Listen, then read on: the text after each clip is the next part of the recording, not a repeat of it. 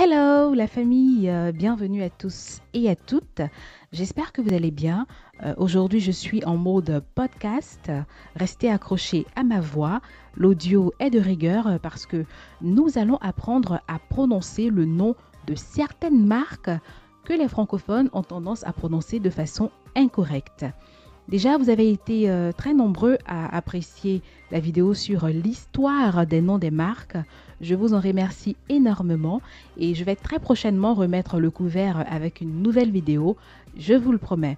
Et de toute façon, je suis toujours dans une phase d'ajustement et de réajustement de mon blog. J'essaie comme ça pas mal de choses et tout va s'affiner avec le temps. C'est quoi l'intérêt d'apprendre à bien prononcer le nom de ces marques? Bon, pour ceux qui se posent la question, premièrement, pour faire justice aux différents fondateurs, c'est très important de leur faire justice. Deuxièmement, ça peut s'avérer utile en cas de voyage dans un pays étranger. Imaginez, vous partez faire du shopping dans un pays étranger, notamment un pays anglophone, et vous demandez dans une boutique à un employé de vous ramener une marque dont vous ne savez même pas prononcer le nom correctement. Imaginez les regards des caissiers. Pour des consommateurs cultivés, c'est pas du tout classe. Ça vous paraît futile? D'accord. Imaginez un autre cas de figure dans lequel vous êtes amené à décrire les vêtements d'une personne que la police doit appréhender de façon très très rapide. Bon, j'arrête. Petit disclaimer, les marques que je vais citer ne sont pas toutes anglophones. Il s'agit surtout de donner la prononciation originelle du nom de la marque. Donc, on va commencer tout de suite avec la première marque.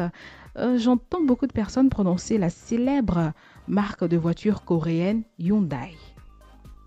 Beaucoup de personnes disent Hyundai. Eh bien, c'est incorrect. Il faut plutôt prononcer Hyundai. Hyundai. Deuxième marque.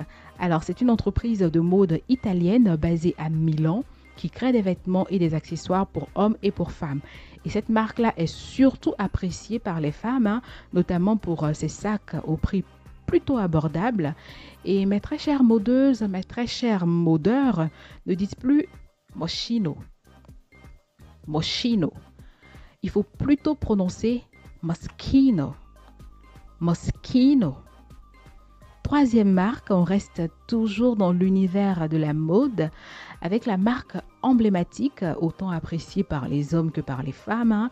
Je suis sûre que vous avez pris habitude de prononcer Nike. Tous les francophones le font, c'est devenu une institution de dire Nike. Et pourtant, notre fameux Nike se prononce en réalité Nike. Nike. Quatrième marque, filiale du groupe allemand Adidas depuis 2005. Cet équipementier sportif américain est d'origine anglaise et fut fondé en 1895 à Bolton dans le Grand Manchester. Vous avez pris l'habitude de le prononcer Reebok.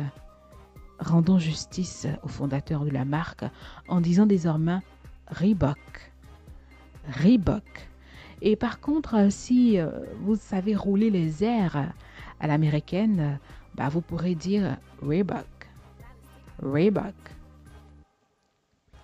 Cinquième marque, c'est un outil de gestion documentaire et de création très utilisé en infographie et en marketing.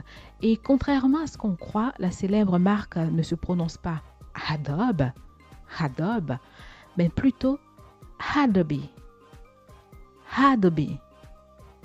Sixième marque, il s'agit de la très puissante marque chinoise qui fait partie du trio des plus gros vendeurs de smartphones au monde.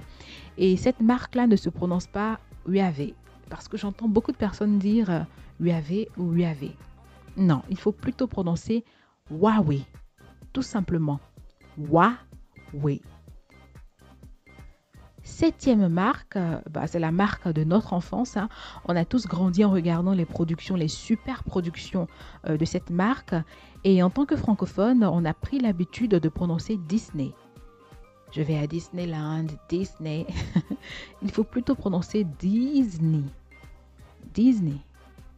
Disney. 8e marque. Ah, la bonne vieille marque américaine de vêtements, très connue à travers le monde pour la qualité de ses jeans. Eh bien, oubliez votre bon vieux Levi's.